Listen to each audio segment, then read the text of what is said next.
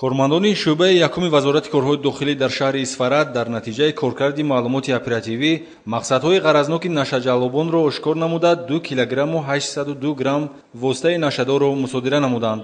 در این حالت جنایی ساکن ناحیه حصار محیدینов تاج‌الدین 37 ساله گمانبر دانسته می‌شود که هنگامی به معاملات برآوردن مخدرات نوع حشیش که در 3 بسته سلوفان پیج نگهداری میشد دستگیر کرده شده است. یک دو شخص همان $600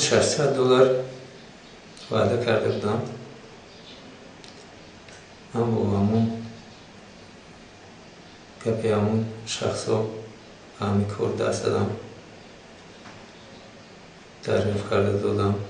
کارمندان میلیسیا با گذرانیدن چاره‌بینی الوه‌گی اپراتیوی برای همشریکی در جنایت مذکور نام و نسب شهروند حسنов شادی مراد محمدقулович سال تولدش 1978 ساکن ناحیه حصار را معین نمودند که در یکجایگی با گمانبر شونده تاج‌الدین محیدینов نقشه به معاملات برآوردن واسطه‌های نشه‌دار را مصلحت کردند.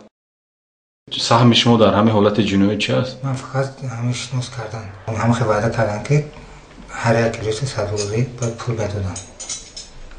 2 کیلوی 802 گرم مخدرات را گمانبر شونده ها با آن خاطر وارد شهر اسفره نمودند که در آینده بیرون از مرز تاجیکستان انتقال دهند. سر و کار گرفتن با مواد نشه‌آور سرنوشت هر دوی آنها را دگرگون خواهد کرد. فعلا از روی این حادثه جنایی با ماده 200 کودکس جنایی پرونده آغاز کرده شده گمانبر شونده ها در حبس پیشکی قرار دارند.